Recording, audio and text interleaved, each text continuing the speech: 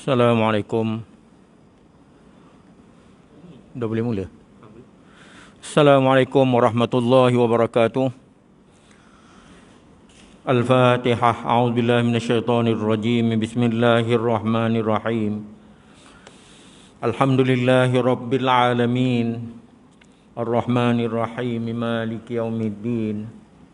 Iyyaka na'budu wa iyyaka nasta'in. Ihdinas siratal mustaqim. Siratal ladzina an'amta 'alaihim ghairil maghdubi 'alaihim waladdallin. Amin. Nahmadu wa nasta'in wa nastaghfiruh wa na'udzu billahi min shururi anfusina wa min sayyiati a'malina. Man yahdihillahu fala mudilla lahu wa man yudlil fala hadiya lahu. Nashhadu an la ilaha illallah wahdahu la syarika lah wa ashhadu anna Muhammadan abduhu wa rasuluh. Subhanaka la ilma lana illa ma 'allamtana innaka antal alimul hakim. Allahumma aftah alaina hikmataka wa anshur alaina min khazaini rahmatika ya arhamar rahimin. Yang dihormati ahli jawatankuasa Masjid Surau An-Nur, para hadirin sidang Jumaat yang dihormati sekalian, alhamdulillah dengan izin Allah SWT serta taufik hidayahnya dapat kita hadir pada waktu yang telah dijanjikan untuk memberi tazkirah sebelum azan Jumaat. Jadi kita sentuh tajuk berkaitan dengan babu husnul khuluq. Ini satu bab pada menyatakan tentang akhlak yang mulia.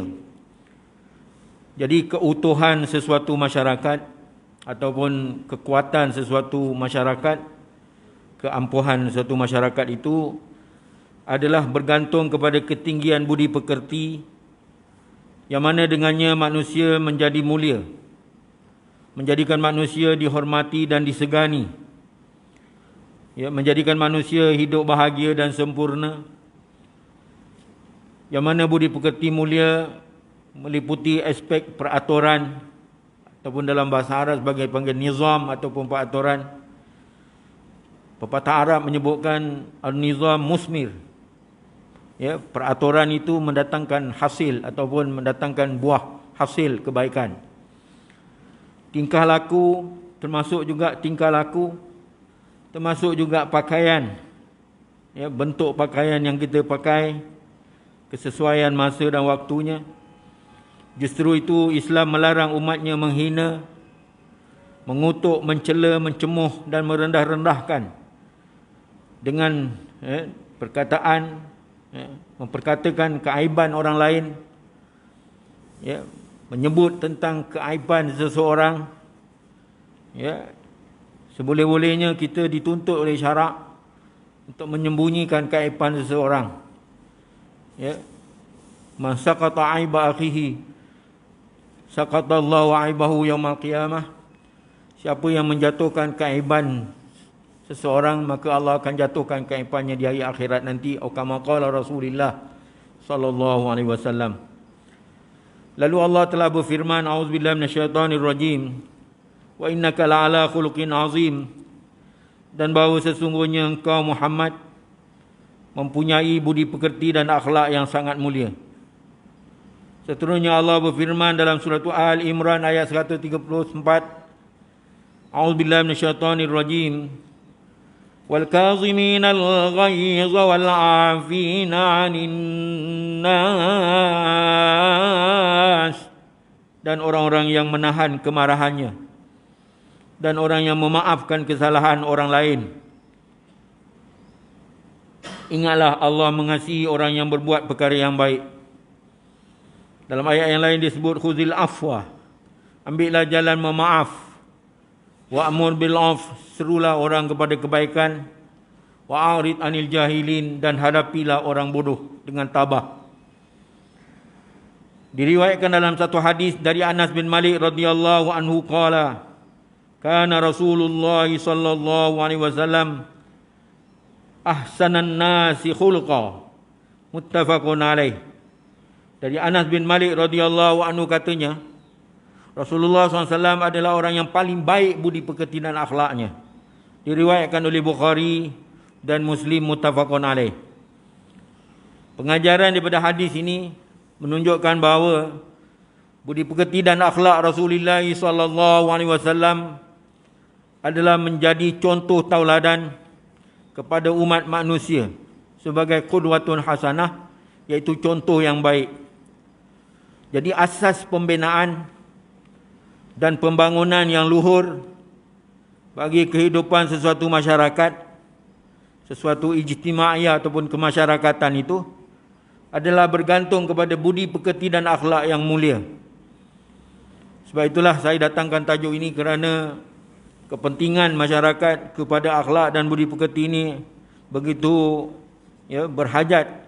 Masyarakat kepada budi pekerti dan akhlak yang mulia ini, lebih-lebih lagi remaja-remaja, pemuda-pemuda, harapan bangsa, kita harap supaya dapat berfikir dengan matang, ideal, bijak, cemerlang dalam membentuk akhlak dan budi pekerti yang mulia ini. Dan daripada Anas bin Malik radhiyallahu anhu, qala, telah berkata Anas bin Malik, ma masistu dibajan wala hariran alyana min kaffi Rasulillah sallallahu alaihi wasallam wala shamamtu raihatan qattu ay atyaba min Rasulillah sallallahu alaihi wasallam walaqad khadamtu Rasulullah sallallahu alaihi wasallam 10 sinin fama qala li qattun uffin wala qala li syai'in fa'altuhu lima fa'altahu wala li syai'in lam af'alhu ala fa'alta kadza, muttafaqun alaih. Dari Anas bin Malik, khadam Rasulullah sallallahu alaihi wasallam, katanya, aku tidak pernah menyentuh sutera yang tebal ataupun sutera yang nipis yang lebih lembut dari tapak tangan Rasulullah sallallahu alaihi wasallam. Sehingga tapak tangan Rasulullah sallallahu alaihi wasallam itu dirasai begitu lembut, lebih lembut daripada sutera. Aku juga tidak pernah langsung mencium bau-bauan yang lebih harum dari bau Rasulullah sallallahu alaihi wasallam. Ini menunjukkan bahawa Rasulullah begitu mengambil berat tentang kebersihan tubuh badannya sehingga baunya harum. Kerana banyaklah perempuan-perempuan Yahudi menjadi pelacur kerana suami mereka malas mandi. Itu disebut oleh para ulama. Malas mandi, malas bersihkan badan, menyebabkan perempuan menjadi pelacur. Sesungguhnya aku telah berkhidmat kepada Rasulullah sallallahu alaihi wasallam selama 10 tahun. Selama Anas bin Malik radhiyallahu anhu berkhidmat dengan Nabi Muhammad SAW selama 10 tahun, tidak pernah langsung baginda mengatakan kepada aku perkataan dan tidak pula pernah menyoal sesuatu yang telah aku lakukan dengan mengatakan, kenapa engkau lakukan demikian? Dan semasa aku tidak melakukan sesuatu, tidak pula baginda menyatakan, alangkah baiknya jika engkau tidak berbuat demikian. Ataupun dalam erti kata yang lain, kalau buat sesuatu, tak pernah Rasulullah kata, kenapa engkau buat? Kalau tak buat pula, kenapa engkau tak buat? Jadi itulah adab dan akhlak budi pekerti Rasulullah SAW bersama khadamnya. Oleh itu dapatlah kita pengajaran daripada hadis ini, bahawa Rasulullah SAW adalah orang yang paling baik dan sempurna akhlaknya sebagai qudwatun hasanah, contoh tauladan yang baik, meliputi cara bergaul, cara berinteraksi, begitu juga bertutur dan bertindak kepada segenap lapisan masyarakat. Seterusnya, Rasulullah SAW adalah merupakan ibarat, iaitu seorang majikan yang baik, ialah yang boleh menunjukkan contoh dan tauladan yang baik kepada pekerja-pekerjanya yang sentiasa merasakan keselesaan serta keikhlasan terhadap majikannya. Rasa berlapang dada terhadap majikannya. Rasulullah SAW tidak menunjukkan sebarang kekerasan sekalipun kepada khadamnya.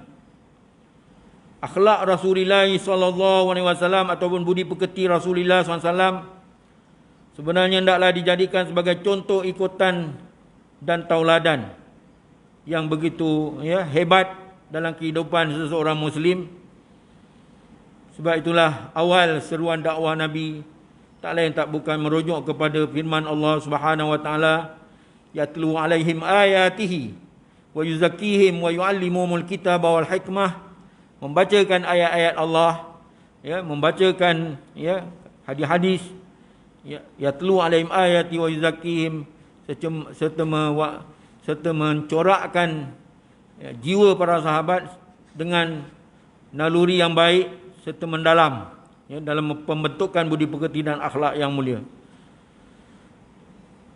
Untuk memperbaiki seseorang dalam perkara tertentu hendaklah dilakukan dengan cara yang halus. Ya, apabila kita ingin memperbaiki seseorang dalam perkara tertentu, dalam aspek tegur menegur, dalam aspek, ya, nasihat menasihati, maka hendaklah dilakukan dengan cara halus.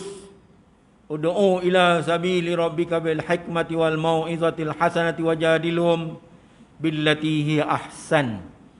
Serulah oleh kamu, ya, ud'u ila sabili rabbika bil hikmah. Serulah oleh kamu kepada jalan Allah cara kebijaksanaan. Wal mau'izatil hasanah, serta nasihat yang baik. Wajadilhum billati hi ahsan, dan berdebat cara yang terbaik. Jadi untuk memperbaiki seseorang dalam perkara tertentu hendaklah dilakukan dengan cara halus yang tidak menyentuh perasaan orang lain. Selepas daripada kita beriman dengan rukun iman dan beriman dengan rukun Islam, maka kita dituntut supaya berbudi pekerti dan akhlak yang mulia, bersopan santun, menyentuh dengan tidak menyentuh perasaan, iaitu menjaga syuur ataupun perasaan, ya, seseorang. Jangan sampai, ya, menjadikan orang, ya, gemuk gedam perasaan, ya, perasaan ataupun jiwanya, sehingga tidak disedari oleh orang yang ditegur.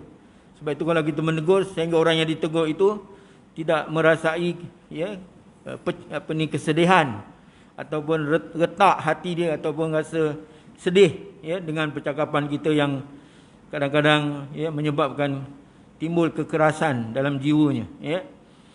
Jadi sebab itulah dituntut oleh syarak.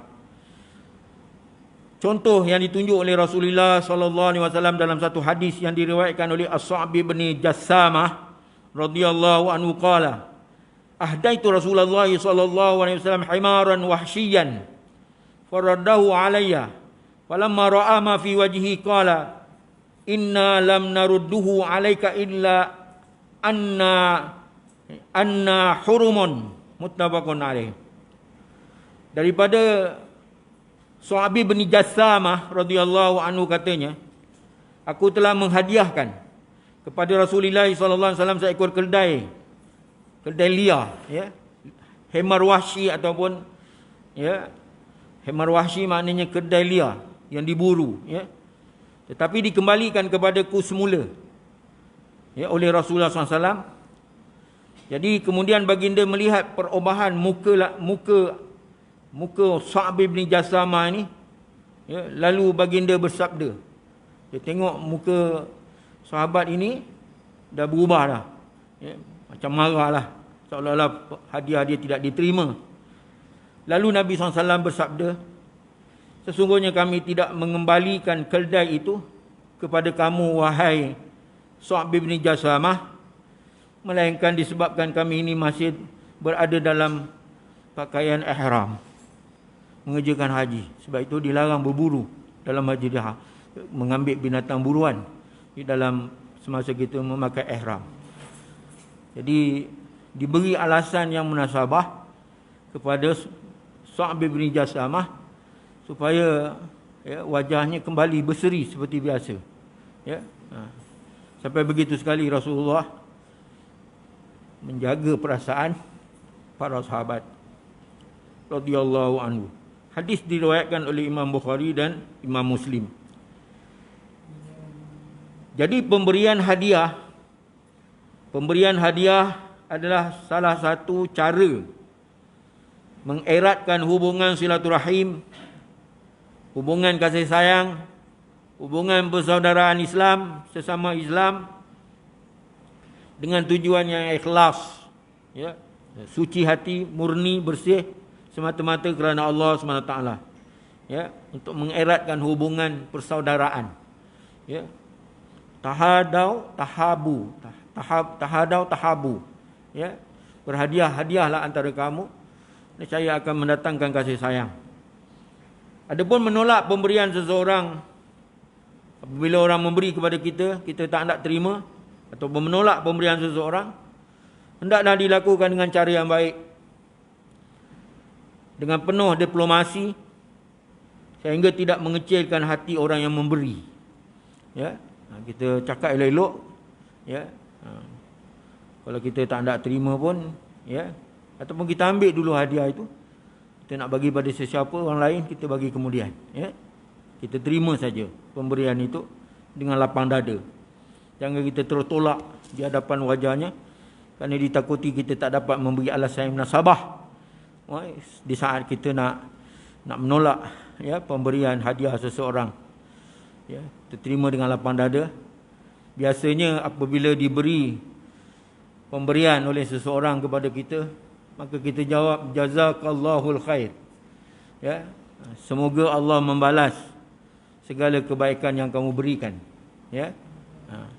Kerana Nabi disebut di dalam satu hadis, bagaimana sabda Nabi, kalau kamu tidak dapat membalas, ya, sesuatu kebaikan orang dengan kita menyebut, ya, Allah saja yang dapat membalas segala kebaikan, itu sudah cukup dah, daripada kita hanya diam saja menerima, ya, dengan, ya, perasaan sombong dan sebagainya. Ada setengah-setengah pula kata, ya, terima kasih dong keladi, kalau ada minta lagi. Ini pun tak bagus juga. Jadi kita kata jazakallahul khair wa barakallahu fik. Terima kasih banyak dalam bahasa Melayunya. Semoga Allah sajalah yang dapat membalas segala kebaikan. Sama ada pemberian itu kita terima daripada isteri kita, pemberian itu kita terima daripada anak kita, daripada adik-beradik kita, ya, saudara mara kita, saudara kita sesama Islam, kita doakan pemberian itu. Dan orang yang memberi juga disunatkan, apabila kita buat satu kebajikan, maka dituntut kita berdoa, mencontohi Nabi Ibrahim AS. Ketika Nabi Ismail dan Nabi Ibrahim membina Kaabah, maka dia terus mendoa, ya, Rabbana wa taqabbal doa. Dia kata, ya Allah, terimalah doa kami. Ya, disampailah hari ini penduduk Mekah masih lagi, ya, menerima hasil mahsul, ya, buah-buahan, ya, yang didoakan oleh Nabi Ibrahim AS. Wa anin Nawas bin Sam'an radhiyallahu anhu qala sa'altu Rasulullah sallallahu alaihi wasallam anil birri wal ismi. Faqala al birru husnul khuluq wal ismu ma haka fi nafsika wa karihta ayatali alaihi nas. Rawahu Imam Muslim. Ini ada satu hadis yang cukup penting bagi kita menilai apa yang dikatakan kebaikan dan apa yang dikatakan berdosa. Ya, yang dikatakan berdosa itu apa dia? Yang dikatakan kebaikan itu apa dia? Dari An-Nawas bin Sam'an radhiyallahu anhu katanya, aku bertanya kepada Rasulullah SAW mengenai kebaikan dan mengenai dosa. Apa beza antara kebaikan, apa beza di antara dosa? Lalu baginda SAW menjawab, kebaikan itu ialah akhlak yang mulia, budi pekerti dan akhlak yang mulia. Ya, sama ada dari segi perkataan, dari segi budi pekerti, ya, semuanya yang mulia lah, yang elok, yang baik. Ya. Adapun dosa itu ialah keraguan, ya, keraguan yang terlintas dalam hati, ya, dalam hati kamu, lintasan yang ada dalam hati kamu. Walhal kamu benci lintasan tadi dapat diketahui oleh orang lain. Kamu tak suka benda itu diketahui oleh orang lain. Itu dikatakan berdosa. Ya. Ini antara kebaikan dengan dosa. Perbezaan. Kita kalau buat baik, ya, kita bersedekah, khairat, buat kebajikan, amal soleh, kita akan merasai lapang dada, ketenangan, dan kita rasa kepuasan. Ya. Tapi sebaliknya, bila kita buat sesuatu yang berdosa, terlintas di dalam hati kita, berkata-kata dalam hati kita, Ya, dan kita tak suka apa yang terlintas dalam hati kita tadi, sesuatu dosa tadi, kalau diketahui oleh orang, itu katakan berdosa. Ya. Contohlah, katakan kita mencerca seseorang, ya, di belakangnya. Kalaulah orang tu tahu, dia marah tak? Marah. Jadi kita tak suka orang lain tahu. Itu berdosa lah tu. Ya, mengumpat, mengeji, mengutuk, mencela, maki, hamun, ya, dan sebagainya. Bila terlintas saja dalam hati kita yang tak baik itu, kita, ya, apa sajalah, ya, dosa, ya. Macam kita nak mengambil harta orang, ya, perasaan berkata di dalam hati. Itu lintasan namanya. Berkata dalam hati, kalau aku ambil dah tentulah aku akan dibalas oleh Allah SWT di hari akhirat nanti. Ya. Kalau begitu aku lebih tenang, biarlah, tak payahlah ambil. Jadi kita lebih tenang, tak ambil. Jadi itu perbezaan di antara kebaikan dan dusta, ya. Perkara dosa. Al-ismi itu dosa-dosa macam itu. Jadi seseorang itu adalah digalakkan supaya suka bertanya kepada orang yang lebih mengetahui, kerana dengan demikian akan membantu untuk membina diri menjadi insan yang sempurna. Fas'alu ahla zikri in kuntum la ta'lamun. Tanyalah orang yang lebih pakar, ya, jikalau kamu tak tahu. Ya. Carilah jalan dalam menyelesaikan sesuatu masalah. Kita tanya pakar. Pakar kita dalam bidang ilmu agama ini, mufti lah. Biasanya kita akan tanya. Ya. Pastikan kita bertanya kepada pakar dia. Orang yang ada dalam bidang sesuatu bidang, ya, dalam sesuatu bidang tertentu, dia pakar dalam bidang itu. Sebab itu dalam ayat yang lain disebut wa man yu'tal hikmata, sesiapa yang Allah beri kepada dia kebijaksanaan ataupun kepakaran. Wa man yu'til hikmata faqad utiya khairan katsira, maka sesungguhnya Allah telah berikan kepada dia kebaikan yang banyak. Sebab itu kita belajar, kita menuntut ilmu sehingga kita jadi orang yang pakar, ya, dalam bidang sesuatu bidang itu, ya. Takat mana kita mampu menuntut ilmu, tuntutlah sampai ke bidang sehingga kita sampai jadi apa? Jadi betul-betul faham tentang agama kita. Sebab itu Allah berfirman, "Man yuridillahu bi khairan yufaqihu fiddin." Siapa yang Allah nak jadikan dia mendapat kebaikan, maka Allah jadikan dia faham tentang agama. Mana selok belok agama, halal, haram, makruh, sunat, semua dia tahu. Jadi dia banyak kebaikan pada dia. Ya, wa man yu'tal hikmata. Ya. Wa man yuridillahu bihi khairan. Sesiapa yang dikehendaki oleh Allah Taala dia mendapat kebaikan, yufaqihu fiddin, Allah jadikan dia faham tentang agama. Selok belok agama. Kalau dia tak dapat jawab satu soalan yang diberikan kepada dia, dia akan jawab wallahu alam. Itu pun ilmu juga. Jangan dia tak dapat jawab, dia nak jawab juga. Jadi dia dah sesat. Lagi dia menyesatkan orang. Lebih baik dia kata wallahu alam. Ya, sebab itu sahabat-sahabat ni banyak bila ditanya oleh Rasulullah, dia mereka jawab wallahu Allah wa rasuluhu alam. Allah dan Rasul saja yang tahu. Padahal boleh saja kalau dia nak jawab. Contoh katakan, Rasulullah tanya pada Sayyidina Umar, "Atadri man sa'il?" Adakah kamu tahu satu hari dua hari yang lalu yang datang kepada kita itu di saat kita sedang duduk-duduk? Atadri man sa'il, adakah kamu tahu siapa yang bertanya tu? Mungkin Sayyidina Umar boleh jawab, itu salah seorang daripada para malaikat. Tapi Sayyidina Umar jawab, Allah wa rasuluhu a'lam. Allah dan Rasul saja yang tahu. Kan ada kisah satu hadis yang dikenali, hadis Jibril. Jibril datang menyerupai manusia, berpakaian putih, rambut hitam, berkilat, tak ada tanda-tanda debu musafir. Dia bertanya kepada Nabi, mawal Islam, mawal iman. ma wal ihsan, akhbirni an sa'ah, ceritakan kepada aku tentang bila berlaku kiamat. Kan ada soalan-soalan tu, bila ditanya semua Nabi dapat jawab.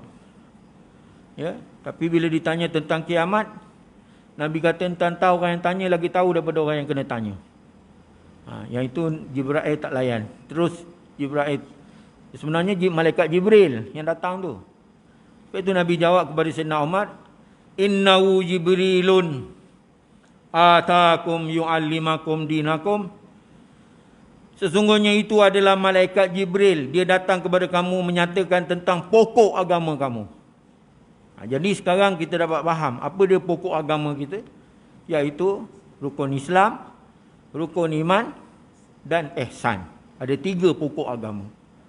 Kalau orang tanya apakah dia pokok agama, jawapannya Islam, iman, ihsan. Jangan kita keluarkan salah satu daripada 3 ni.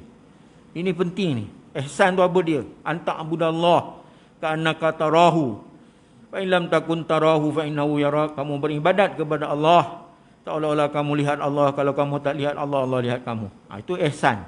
Ya. Kalau macam rukun Islam, rukun iman saya tak payah uraikan. Tapi ihsan ni kadang-kadang timbul kekeliruan. Apa hukum belajar tentang ihsan? Itu yang kita belajar tentang kejernihan jiwa. Qad aflaha man zakkaha. Sesungguhnya mencapai kejayaanlah orang yang mengilau, mencahayakan jiwa dia. Bukan takat bersih saja. Mesti jiwa tu nak dikilau. Sebab itu khutbah hari ini menyentuh tentang bagaimana kita nak mengilaukan jiwa kita, hati kita, ataupun menjadikan lidah kita sebagai saksi di hadapan Allah SWT nanti. Ya, kerana pada masa itu lidah tak boleh berkata-kata lagi. Al-yawma naqtimu ala afwahihim wa tukallimuna aydihim wa tashhadu arjuluhum bima kanu yaksibun. Pada hari kami meterikan, kami kuncikan afwahihim, mulut-mulut mereka itu. Al-yawma naqtimu ala afwahihim wa tukallimuna aydihim, dan berkata tangan-tangan mereka itu. Ya. Wa tashhadu arjuluhum bima kanu yaksibun, dan naik saksi akan kaki-kaki mereka itu di hadapan Allah SWT nanti. Ayat ini selalu dibaca dalam dewan peperiksaan supaya pelajar-pelajar tak boleh meniru jawapan peperiksaan. Sekarang maklum ajalah alat komunikasi macam-macam. Tengah menjawab boleh tiru dalam handphone, ada jawapan. Kalau muraqabah ataupun maraqib, penyelia lalu tengok dah bocor soalan, bocor jawapan meniru, boleh menyebabkan seseorang itu keluar daripada dewan peperiksaan. Tindakan profesional akan dilakukan. Ya. Biasanya tidaklah di saat pelajar tengah ambil peperiksaan tu buat huru-hara pula. Tunggu dia akan kontak guru-guru yang mengajar, pensyarah-pensyarah semua. Tengok kenapa dia meniru, apa resiko dia. Ya, itu kesan dia. Sebab itu dalam kehidupan kita ini lidah menjadi serba penting dalam kehidupan untuk menjaga. Ya.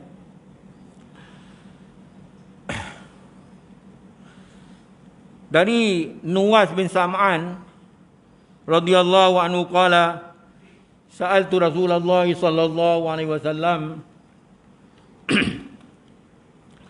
minal birri wal ismi faqala, daripada An-Nawas bin Sam'an radhiyallahu anhu katanya, aku bertanya kepada Rasulullah SAW mengenai kebaikan dan dosa, lalu baginda menjawab, kebajikan itu ialah akhlak yang mulia, dosa itu ialah keraguan yang terlintas dalam hati kamu, walhal kamu benci jika diketahui oleh orang lain. Hadis diriwayatkan oleh Imam Muslim. Pengajaran daripada hadis ini, seseorang itu digalakkan supaya suka bertanya kepada orang yang lebih mengetahui, kerana dengan demikian akan membantu untuk membina diri menjadi insan yang sempurna. Ya, tanya orang yang pakar dalam sesuatu bidang, bidang kemasyarakatan, bidang ekonomi, bidang siasah, ya. Semua tu ada istilah dia sendiri dalam syarak. Politik dalam bahasa Arab dipanggil siasah. Kalau pentadbiran negara dikaitkan dengan daulah, ya, daulah Islamiah, pemerintahan, ya. Begitu juga ekonomi dipanggil sebagai iktisad, bersederhana. Jadi istilah syaraknya memang ada, ya. Jadi akhlak mulia adalah suatu kebajikan di sisi Islam, dan diberi ganjaran pahala bagi orang yang melakukannya. Sebaliknya pula, melakukan sesuatu perkara yang masih diragukan atau belum pasti benda tu, kita tak pasti benda tu baik atau tidak, adalah mengakibatkan kesalahan dan berdosa. Kita nak pastikan betul-betul pendirian kita di mana, kedudukan kita di mana, ya, di mana pegangan kita, macam itu, ya. Jadi akhlak yang mulia merupakan suatu kebajikan di sisi Islam. Diberi ganjaran pahala bagi orang yang melakukan akhlak yang mulia tadi. Sebaliknya pula, melakukan sesuatu perkara yang masih diragukan, ada timbul keraguan, ya, tak pasti 50, dia bukan 100%, 50%, 70%, 90%. Itu yang dikatakan syak, zan, waham. Lebih daripada itu, yang paling penting adalah yakin, betul tak? Yakin 100% yakin. Apa yang kita lakukan, kita rasa yakin pada diri kita sendiri. Allah terima amalan kita. Wa'bud rabbaka hatta ya'tiyakal yakin. Kamu beribadat kepada Allah Ta'ala sehingga menjelma rasa keyakinan diri 100%. Jangan ada ragu-ragu. Kita datang dalam keadaan pakaian yang bersih, berwangi-wangian, datang ke masjid, kita menampakkan kaki kita, berjalan kaki, ataupun kita naik kenderaan, kita duduk di atas tengah semayang niat iktikaf, dan kita pastikan bahawa ini semua adalah amalan yang baik dan mendapat keridaan daripada Allah Subhanahu Wa Taala. Tak ada timbul keraguan, ya. Jadi ini kalau ada rasa macam perasaan tak baik, ya, jadi itu minta jauhkan daripada Allah Subhanahu Wa Taala. Ya, akan mengakibatkan kesalahan dan mengakibatkan berdosa. Jadi umat Islam dikehendaki supaya berpendirian teguh, istiqamah. Istiqamah tu berpendirian. Istiqamah, qama berdiri, teguh, ya, istiqamah berpendirian teguhlah, ya, dalam bentuk akhlak dan budi pekerti yang mulia, serta beribadat kepada Allah SWT dengan bersungguh-sungguh, ya, kerana Allah tak bosan bagi pahala. Kita kadang-kadang bosan beramal, ya, kejap buat, kejap tidak, ya. Jadi Allah suka kalau kita berterusan amalan, ya.